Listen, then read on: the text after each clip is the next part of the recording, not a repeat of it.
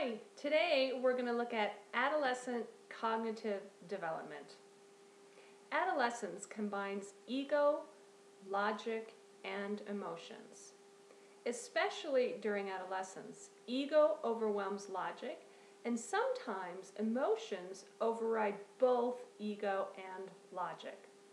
So first, let's look at some defining characteristics of adolescence. The first characteristic is adolescent egocentrism.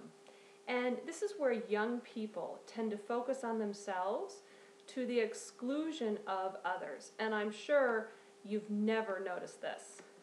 Adolescents tend to think that they are more unique and more special than others. And they cannot accurately imagine someone else's perspective. In some ways, this stage is a reversal back to the play years when children had not yet obtained theory of mind or the ability to take another person's perspective. So this is why, again, we refer to the term egocentrism when describing adolescence.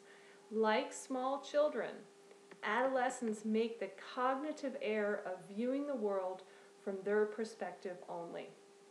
Adolescent egocentrism, however, differs from early egocentrism in that an adolescent is able to reality test, and with effort, the adolescent can view another person's perspective.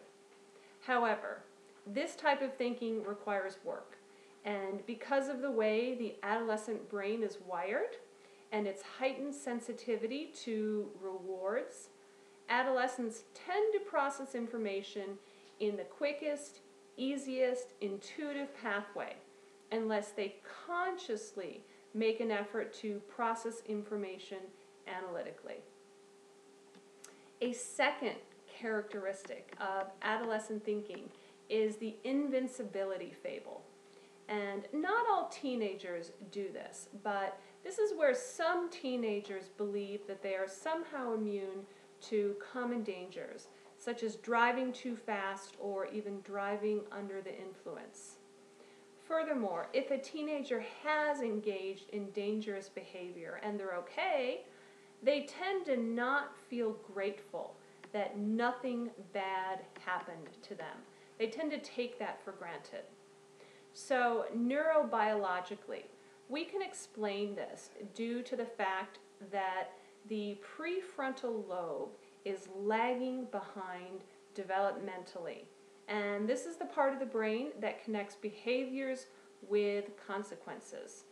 In boys, the prefrontal lobe is not fully developed until about age 24, and in girls, not until about age 22. So, automatically recognizing that something is good or bad is not an automatic process until the early 20s. On the part of teenagers, it requires effortful processing or stopping to consciously ask oneself if doing this is a good idea or a bad idea. Also, the reward centers of the brain are very sensitive in adolescence. So something that might feel sort of good to an adult feels really good to a teenager. And it makes going after a reward almost impossible to avoid. For example, all teenagers think is, I want it, I want it. And as they mature into adulthood, this reward center becomes less sensitive and it's much more easily balanced against analytic thinking. A third characteristic of adolescent thinking is that adolescents often create for themselves an imaginary audience. And this is where they fantasize that other people are noticing them all the time. They believe that others are watching and taking note, and they become very self-conscious. This is why if you walk into any middle school, whether it's a public school or a private school, you'll notice that the kids all appear to be wearing uniforms. And by this, I mean that today's girls in middle school wear skinny jeans, Hollister or Abercrombie shirts, hoodies, and Uggs. Because everybody is watching, teens feel that they cannot be different, and the best way to be is to be like everyone else. Ironically, this adolescent egocentrism actually signals growth and maturity, and egocentrism can be protective. As we have seen in the previous weeks, teenagers can be cruel to one another. By identifying oneself with a larger group, teenagers can gain some protection. In reality, sometimes other teenagers are judging them.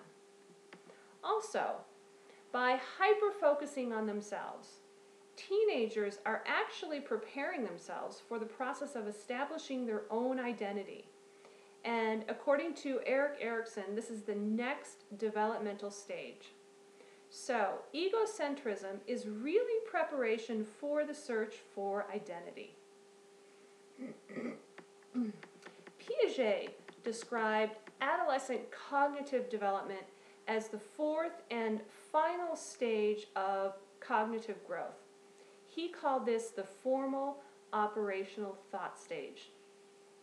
Here, adolescent thought is characterized by more systematic logic and the ability to think about abstract ideas. You'll notice, for example, that the exams that you take for this class require quite a bit of formal operational thought.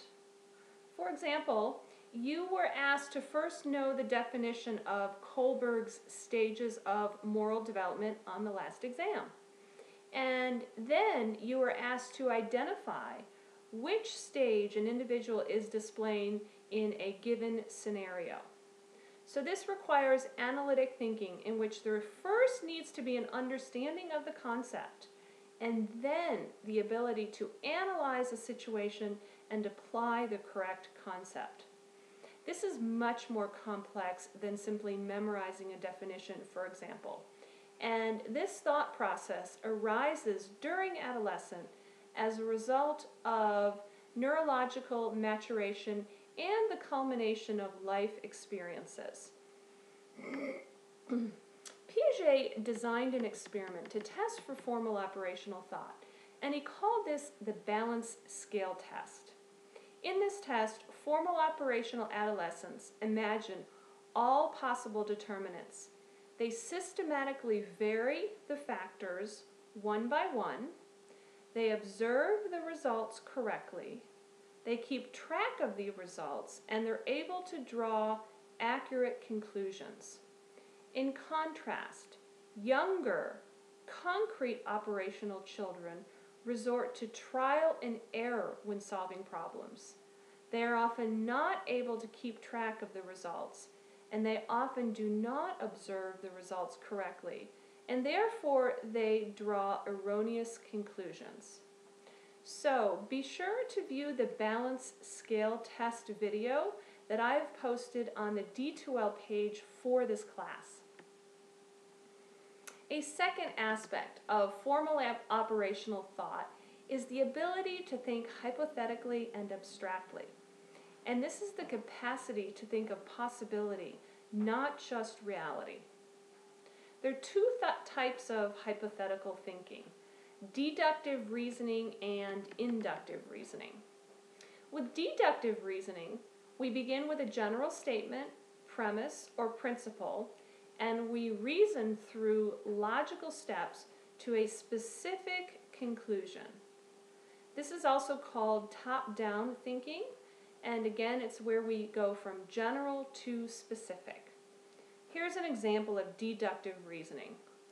Every week, I do my work for this human growth and development class. I do my reading, and in addition, I complete a practice quiz, and I earn a pretty good score on the practice quiz. So, therefore, my conclusion is that if I've done my reading and the practice quizzes, I will earn a good grade on the exam. The second type of hypothetical thinking is called inductive reasoning. And this is where we reason from one or more specific experiences or facts up to a general conclusion. So this is called bottom-up reasoning, and it is less cognitively advanced than deductive reasoning. In fact, we can see limited inductive reasoning in elementary age school children. An example of inductive reasoning is this. I'm thinking of an animal that has 4 legs, a snout, and a tail that wags. You might answer, it must be a dog. This type of thinking is not always logically valid because the conclusion is not always correct. So in my example, the animal in question could be a dog, but it could also have been a pig. In adolescence, egocentric thinking oftentimes results from distorted inductions and distorted deductions.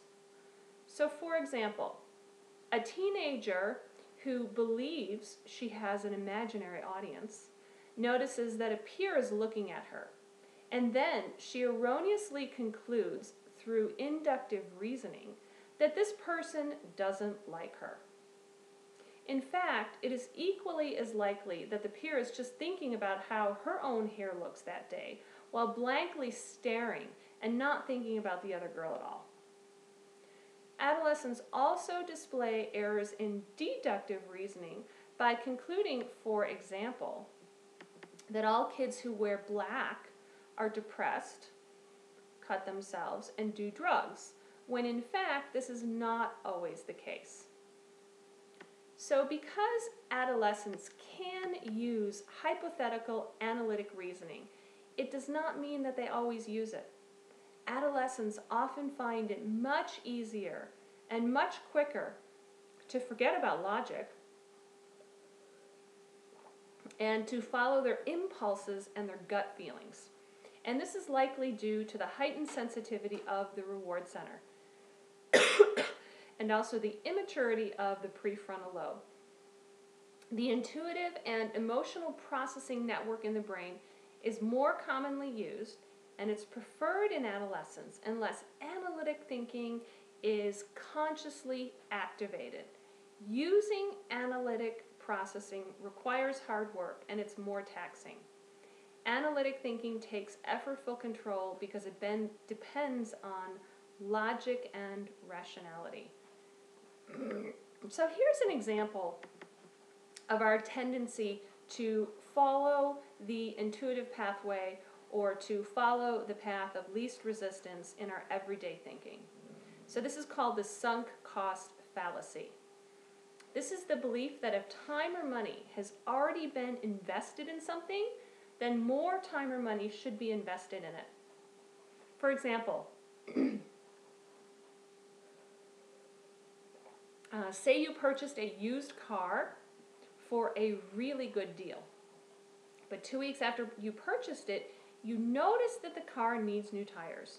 So you think, well, it was a good deal, I'll get new tires. Then 2 weeks later, the alternator goes out.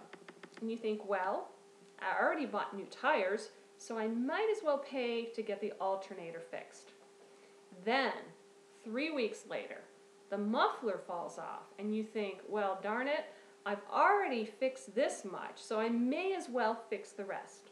When in reality, it may be better to cut your losses, dump the car, and buy a newer one. So in conclusion, adolescents are able to display better thinking. They're able to use their minds with more economy than younger children. With age, thinking is more efficient and it is less likely to go off on a tangent. And most importantly, adolescents are able to, for the first time, join intuitive thinking with analytic thinking.